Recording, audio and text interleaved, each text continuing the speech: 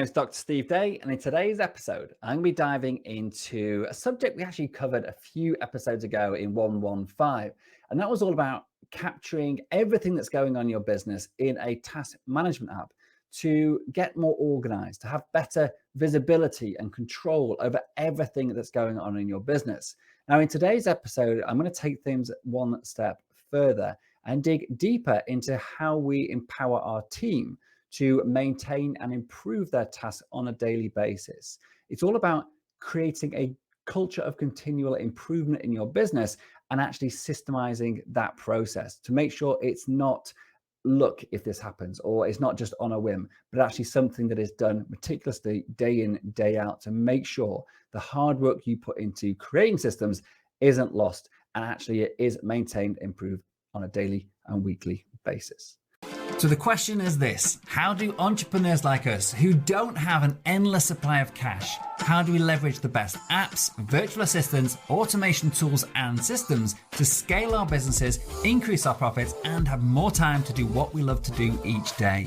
That is the question, and this podcast will give you the answer. My name's Dr. Steve Day and this is Systemize Your Success. Okay, so today I'm going to be talking about our task board management system. And we have 8 elements of the system, 4 daily tasks and 4 weekly tasks. Now I'm going to go through each of those now and explain how, if they're implemented correctly and in the right way, that it will give you the ability to delegate, to empower, in fact, your staff to actually take on the responsibility in a really structured and systemized way of making sure their own task boards and the work they're doing on a daily, weekly, monthly basis is kept up to date. Now, this for you as the business owner or as the manager is incredibly powerful.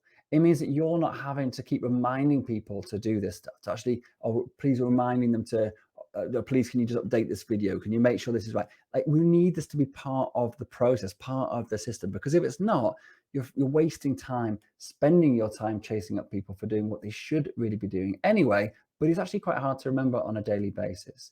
So take, for example, you're doing a mundane, repetitive task and you do it every single day, and it's pretty easy to do because you've done it so many times. But over the years or the months or whatever, that process has changed somewhat. Maybe you found a more efficient way of doing it, or maybe the website that you've been working on has changed entirely over the course of that time, or maybe you're even using a different app. But because you're doing it every single day, you never felt the need to re-document what it is you're doing or update the process so that actually it is concurrent with what you're actually doing right now. And that's all good. It doesn't really matter. You get your work done. Everybody's happy. The managers, yeah, brilliant. You're doing a top job. Brilliant. Carry on. Until it does matter. Until either, you go on holiday, you take time off, you quit the job, or whatever reason you don't show up to work one day, and your manager suddenly looks at the work and goes, hold on a minute, this isn't what we do. This is 2 years old or whatever. We have no process document of what we actually do right now. And suddenly what should have just been a quick, easy task to delegate to somebody else causes a problem. And if that's more than, if that's just one task, fair enough. You may only waste 5, 10, 20 minutes. But if that is, multiple tasks on multiple people's boards, or even on one person's board, and you're delegating all of their work to somebody because they're off work for 2 weeks, it can cause a huge amount of headache and stress, which could be totally and easily avoided by following these steps. And the task management system actually does more than just that. And as we go through, you'll hopefully see and understand why it is such an important addition to using task boards. Now, the history of this, or where it came from, is really simple. It's like we started using task boards a long time ago. And what I noticed was that with best intentions, we would be delegating work out, it'd go on the task board, but it wouldn't be maintained to a standard that then end up with the problems I've just described. We'd also take too much time during reviews of task boards, during our one-to-one meetings, to actually get to the bottom of what the problems were. Why wasn't it being kept up to date? What were the issues that weren't being well documented? Why was it that this person, who we keep on asking on a weekly basis, can you just please document what you do? Why weren't they doing it? And it's suddenly a light bulb went off, or a penny dropped. It's like, we need to create a task to ask them to do the things that they need to do in order to maintain their task board. It seems so obvious now, but in the beginning, we never had this. And that's the evolution, or where this this came from the development of this. And so let's go through the 8 tasks. There's 4 daily and 4 weekly tasks. So daily tasks are, first of all, to review and update existing processes or tasks as needed. There's processing of inboxes, communication inboxes, so emails and SMSs and whatever else people manage. There's chasing up of work that's sort of owed to you or you're waiting on people. And there's prioritization. And it's important these things are done in the right order as well. So it's not just, pick one at random. You need to do it in the right order to get the benefit. So we start off by reviewing existing tasks and deciding, does this actually need updating? Now, this isn't something that someone would start their day and just go and start recording videos and for stuff that's outdated. It's a process of just reminding somebody, look, is this work that you're doing, have you actually reviewed this? Have you checked the review date of this task, which I'll come to in a second when it comes to the weekly task. But is it overdue? Do I need to schedule this in? So next time I do this task, I remember to hit record and update this process. And that's part of the prioritization in a moment, but we need to actually make that decision and actually flag up, yes, there is some work that needs to be done here, and therefore we need to schedule that in at some point. And it's also a case of saying, look, actually, I don't do this anymore. We paused this a while ago. Maybe it's time we archive this, or maybe it's just sat on the task board, even though I ignore it every day because I know my manager told me not to do it anymore. I just haven't archived it yet. So it's an opportunity every single day just to try to keep the task board concurrent and up to date with the actual what it is that's going on. The next thing is to process your inboxes. So this could be the task management app itself, the notifications in there. It could be email if you use email internally, which hopefully you don't, but maybe you do. It could be your instant messaging channels that you use within the company. And also if you deal with outside clients or potential leads, whatever, it could be that actually work is generated from incoming messages and emails from other people. And so we need to actually go through those and decide on, what is my responsibility to action, and then bring that into your task board so that you can then, in a moment, prioritize that new work against all your existing work and also your recurring work. The next thing we need to do is to chase up any work that's overdue. So if you've asked someone to do something for you, or you're waiting on somebody, to give you some information or something, or you've delegated some work out and you just want to make sure that how's that getting on. And what you'll find is that sometimes you weren't aware that someone has done their bit and now they're waiting for you, but they've not delegated it back to you, or whatever the reason is. And this is that opportunity again to bring it back onto your task board so you can do the final step on the daily, which is to prioritize. So once you've been through and looked at everything that's going on, your existing tasks, you've looked at your inboxes, and you've chased up people as required, you'll have a pretty good idea of everything that is expected of you that day. And the timing of this obviously is important. If you prioritize right at the beginning before you do those things, and then you go and check your inboxes and you check your messages and check your all the rest of it, chase up, then it's going to skew your prioritization you've already done, because there may be some really important stuff that you didn't prioritize, and now you've got to juggle all around them, but it gets a bit messy.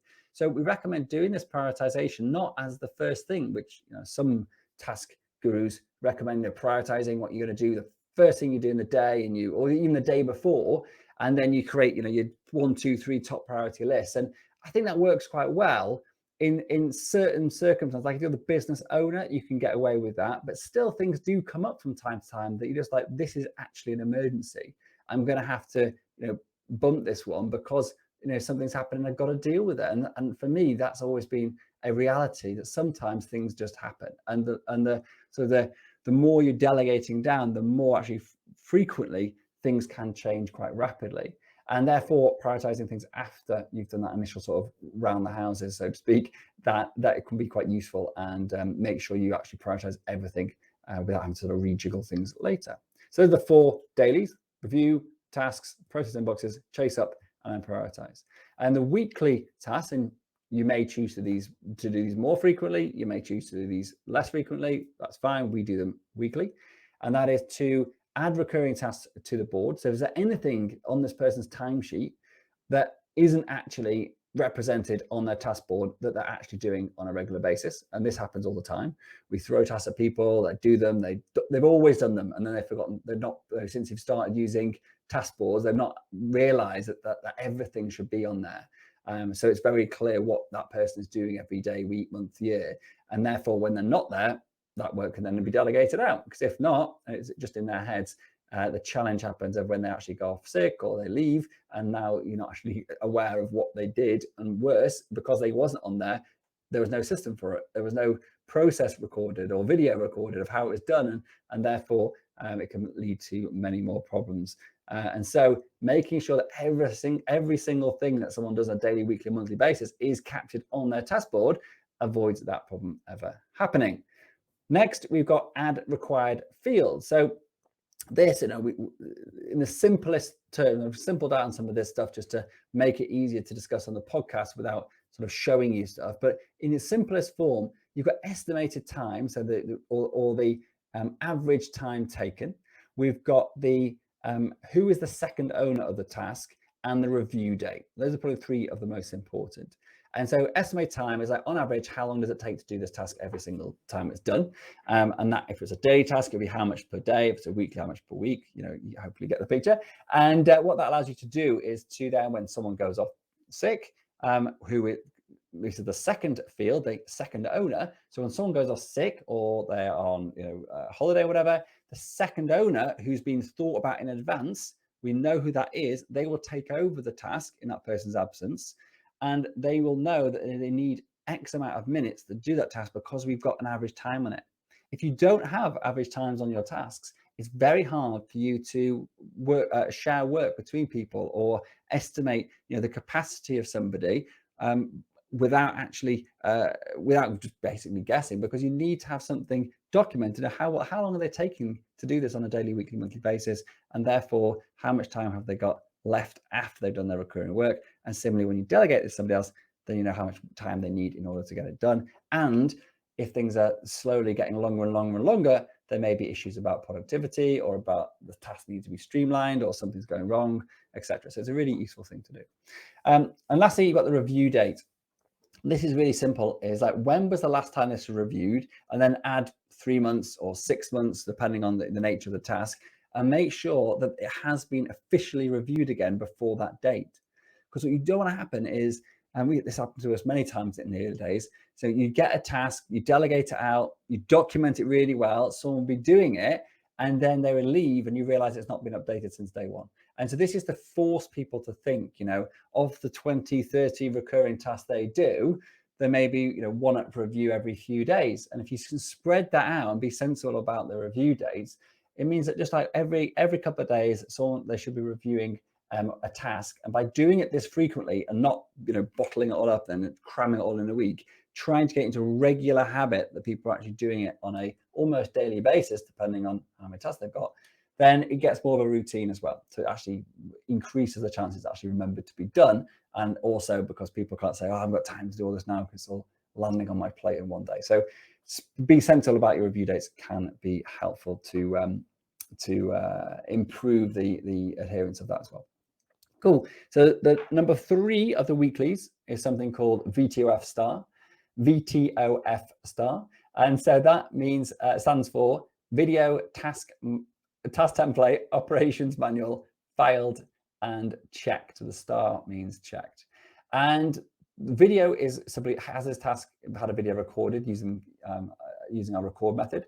Task template means, have we documented it properly on our task board? Is it there? Is it being put into a standardized format that links to a standardized operation manual using our DIDAC method? All those things I talked about in previous episodes. And then lastly, has it been filed in the appropriate place with appropriate permissions? And not finally, sorry, finally, star, has it actually been checked and used and therefore been signed off as actually done working? This is actually a good process, as well documented.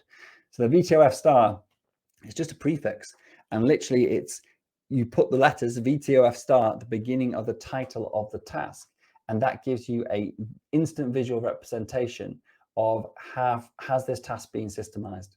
And we tried it with with fancy things like custom fields and tags, whatever, but I found actually just writing that at the beginning was the most useful, as it was easy to update. Just remove the letter each time you do part of the process. And it's really annoying. It sort of sits there and messes up the beautiful organized task board. And so it prompts people to actually act on it rather than just sort of ignore, a colorful tag or something like that. Cool, so that's VTOF star. And lastly, the other thing about VTOF star, just before I finish or move on, is that what it allows you to do for the purpose of sort of maintaining the productivity when people go on holiday, and that's a big part of all of this taskboard management stuff, or when people leave, is that by having VTOF star like really front of house, like when you go and do a taskboard review and go through these taskboard management system tasks with your team member during your one-to-ones, when you do that, you can very quickly see where they're up to, where there are actually delays in them actually getting their tasks documented, because you can see, how many of their tasks have no video on them because they've all got V at the beginning. And if they've got a lot of tasks with V at the beginning, it means they're not actually capturing their task, the how of the work appropriately, and therefore you can address that. So it's a super useful thing. If you don't want to be left in a situation when someone goes, on holiday and actually they've not done any of their videos, and therefore the person who's helping them out to do their work in their absence has no idea what they're meant to be doing, and it all ends up in a bit of chaos. And so that's what the VTOF star is all about and what it's trying to avoid. Okay, so lastly is project placeholders. And this is probably the biggest concept, if you like. It's not a particularly challenging one, but it's something that's so useful. And it just surprises me. It took me so long to think of it. But it probably took about 5.5 years of delegating through task boards to actually come up with this very simple idea. But it's been revolutionary in our business, and we use it in lots of different circumstances. And the idea is very simple, that I want the task board of each member of staff to be a true representation of what they do each day, week, month, and year. I want to be able to, at a glance, see how much capacity that person has in their work day. I want to see how efficiently they're completing work, the time it's taking them to do stuff, and I want to see what ad hoc work they're currently working on right now, and see when things aren't done appropriately and if things are becoming overdue. Now, that's all good and well when you're just working in a simple setup where you're delegating tasks on a one-by-one basis, or you've maybe got a couple of staff virtual assistants or whatever, and it's quite simple, the type of work that you're doing. But quite quickly is you'll find that actually you start creating projects for work. So we have a methodology called my perfect process pipelines method, which is how we capture multi-step, multitask, multi-person, multi-app processes, and then map them into task management app really nicely from a standardized flowchart.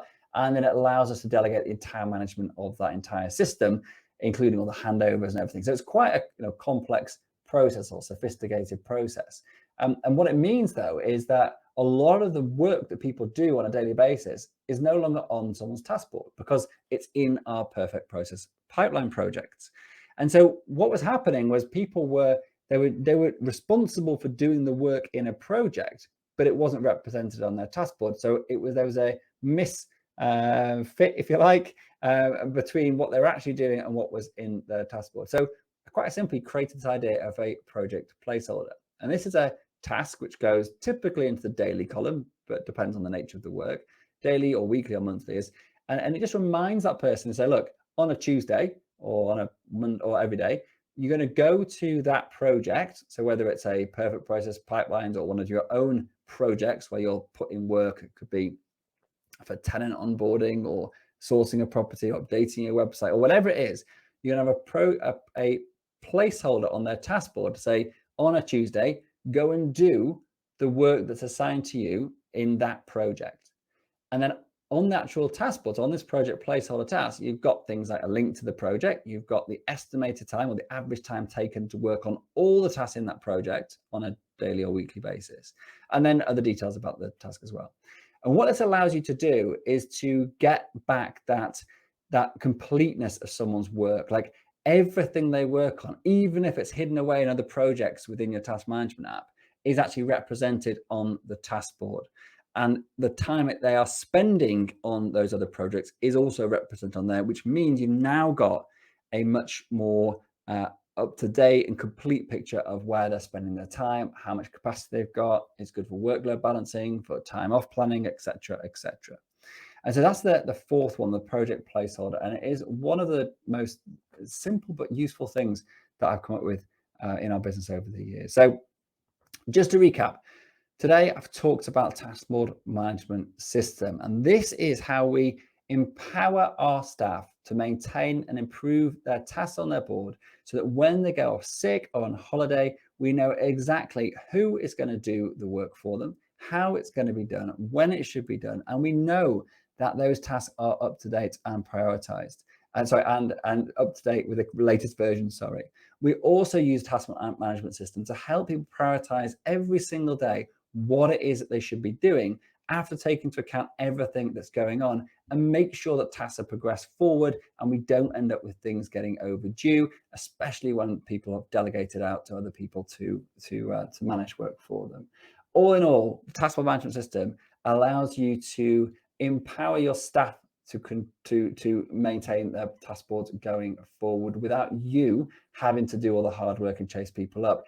And the task management system also gives you an awesome way of doing really structured task board reviews during your one-to-one meetings with your team, and in a way that's really meaningful, because what you're asking them to actually provide evidence for doing is all the 8 tasks in the task board management system. And if they have done that on a regular basis, you can be pretty confident that their whole task board, including their, how everything is done and everything that's captured onto their task board, that it's done in a really proper and standardized way.